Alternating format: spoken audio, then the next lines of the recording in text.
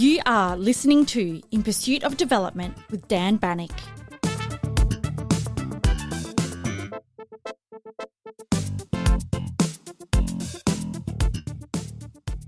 As we approach the end of the year, I want to pause for a moment and reflect on the conversations we've had so far in Season 6 of In Pursuit of Development. This season has been particularly meaningful for me, not only because of the range of issues we've covered, but because of how often very different conversations have ended up connecting with one another.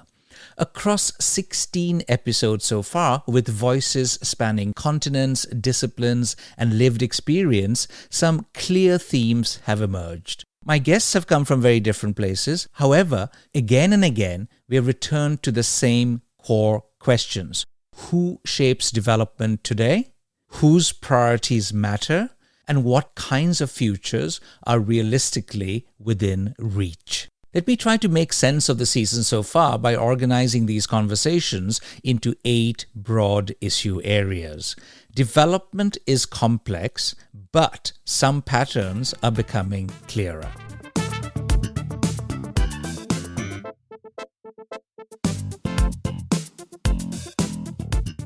One of the strongest themes this season is the sense that we are living in a world that no longer fits old development categories. The familiar labels of North and South, donor and recipient, or developed and developing no longer capture reality in the way they once did. Across several episodes, we explored how countries that were once seen mainly as aid recipients are now asserting agency. They are shaping global agendas and refusing to choose sides in an increasingly polarized world. Development paths are more diverse, alliances are more flexible, and power is more dispersed. The key takeaway is simple. Multipolarity is no longer something on the horizon. It is already here. And many of our institutions and policy instincts are still catching up. Another recurring theme has been the relationship between democracy and development, especially at a time when democratic backsliding dominates global headlines. Several conversations challenge the idea that people in poorer or fragile contexts are willing to trade political rights for economic gains. Time and again, the evidence pointed in the opposite direction. Accountability, participation, and dignity remain central to how people understand development. At the same time, democratic resilience is under real strain. Economic pressure is rising, civic space is shrinking, disinformation is spreading, institutions are not living up to expectations. The conclusion that has emerged is nuanced but firm. Democracy is not a luxury add-on to development, but it is also not self-sustaining. Democracy requires investment, institutions, and constant political work. This season has also examined something that is often talked about in passing, but rarely explored in depth. The quiet strain on multilateral institutions. Several episodes showed how global organizations, especially the United Nations, are being asked to do more with less. These organizations operate under chronic financial uncertainty, political constraints, and short-term funding cycles. This erosion does not happen through sudden collapse. It actually happens gradually through weakened capacity, autonomy, and legitimacy. What became clear in many of our conversations is that global cooperation is not failing because problems are too complex. Rather, it turns out, cooperation is failing because the institutions meant to manage them are increasingly fragile. This affects development finance, climate action, and global health alike. Another consistent thread has been the growing pressure on aid budgets and development finance. Across different conversations, we explored how shrinking aid intersects with domestic politics in donor countries, competing global crises, and rising skepticism towards expertise. One thing stood out very clearly. None of these discussions suggested that development itself is coming to an end. Instead, the focus shifted to development beyond aid. Domestic policy choices matter more than ever. So do state capacity, markets, data, and political coalitions. Aid still matters, especially in fragile contexts and for global public goods. But it is neither the main driver of development nor a substitute for governance. The challenge ahead is not simply more aid, but smarter and more honest development cooperation. Climate change has run through nearly every conversation this season. Not as a standalone environmental issue, but as a force that intensifies development and security challenges. We heard repeatedly how climate stress undermines livelihoods, raises conflict risks, and stretches already weak institutions. At the same time, many countries face a frustrating paradox.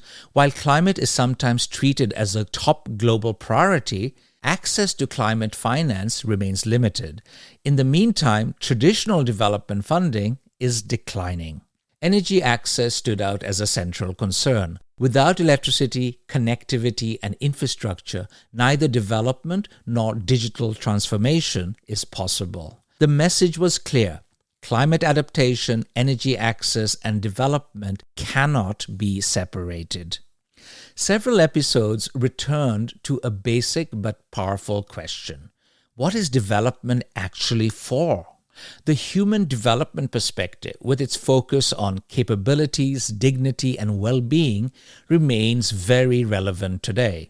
However, the data point to a worrying trend. While progress continues on average, global convergence is slowing. Indeed, inequalities between countries are widening again. This raises uncomfortable questions about the durability of recent gains. Growth alone is obviously not enough. Development that leaves large groups behind is fragile, and often it is politically unstable.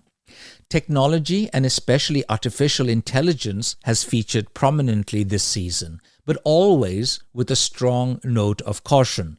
AI holds enormous potential. It can support education, healthcare, public administration, and inclusion. But it also risks reinforcing existing inequalities when deployed in places without basic infrastructure and safeguards. AI is not destiny. Its impact depends on political choices, ethical frameworks, and whether societies invest first in energy, connectivity, and skills. Finally, several episodes challenged conventional ideas about where power actually sits in today's development landscape. Borders, informal economies, corporations, and local communities all emerged as sites of governance, not just the state.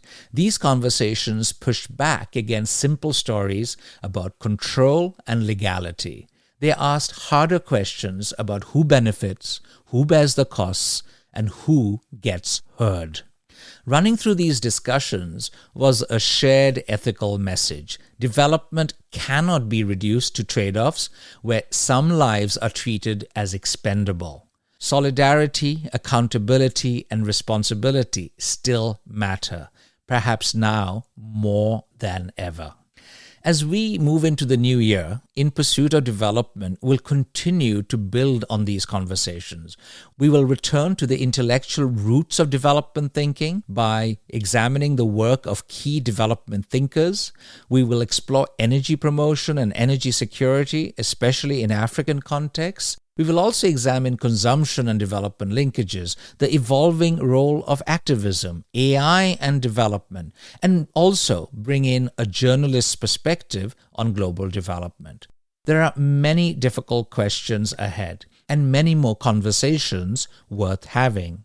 Before I sign off, let me thank you. Thank you for listening. Thank you for engaging. And thank you for staying curious.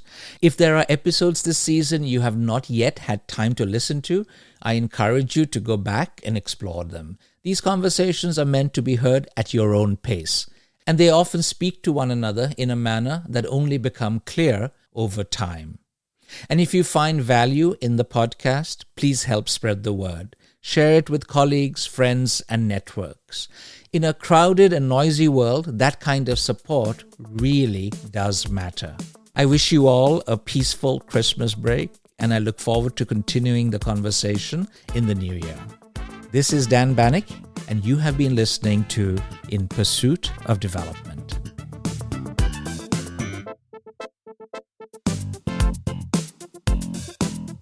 Thank you for listening to In Pursuit of Development with Professor Dan Banik from the University of Oslo. Please email your questions, comments and suggestions to inpursuitofdevelopment@gmail.com.